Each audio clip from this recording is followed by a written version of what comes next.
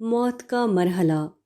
موت کا لمحہ تمام قابل قیاس اور ناقابل قیاس لمحات سے زیادہ شدید ہے۔ ہر دوسری مصیبت جس کے لیے آدمی پریشان ہوتا ہے اس مصیبت کے مقابلے میں ہیچ ہے جو موت کی صورت میں اس کے سامنے آنے والی ہے۔ موت زندگی کے سخت ترین مرحلے کی طرف سفر ہے۔ یہ کامل بے اختیاری، کامل بے سر و سامانی اور کامل بے مددگاری کے مرحلے میں داخل ہونا ہے۔ دنیا کی ہر تکلیف کی ایک حد ہوتی ہے۔ موت ہم کو ایک ایسی دنیا میں داخل کر دیتی ہے جس کی تکلیفوں اور مصیبتوں کی کوئی حد نہیں۔ موجودہ دنیا میں بھی آدمی باعتبار حقیقت اسی حال میں ہے۔ انسان اپنی ذات کے اعتبار سے اتنا کمزور ہے کہ وہ معمولی ناخوشگواری کو بھی برداشت نہیں کر سکتا۔ ایک سوئی کا چبھنا، ایک دن کی بھوک پیاس، چند دن کے لیے نیند نہ آنا بھی اس کے پورے وجود کو تڑپا دیتا ہے۔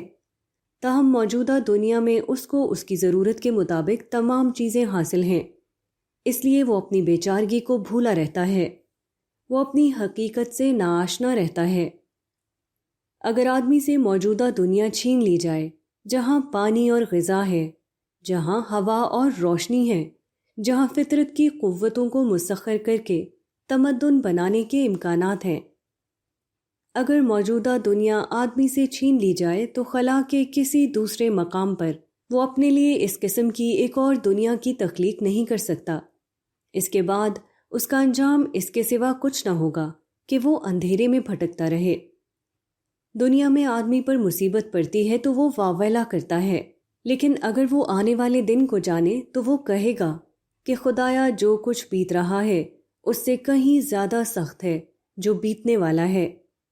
دنیا میں آدمی کو عزت اور آرام حاصل ہو تو وہ فخر اور گھمنڈ میں مبتلا ہو جاتا ہے، لیکن اگر وہ آنے والے لمحات کو جانے تو وہ کہہ اٹھے گا کہ خدایا اس عزت اور آرام کی کوئی حیثیت نہیں اگر آنے والے طویل تر مرحلے میں یہ باقی نہ رہے۔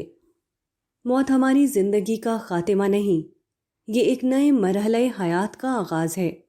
یہ نیا مرحلہ کسی کے لیے تمام مصیبتوں سے زیادہ بڑی مصیبت کا آغاز ہوگا اور کسی کے لیے تمام راحتوں سے زیادہ بڑی راحت کا دروازہ۔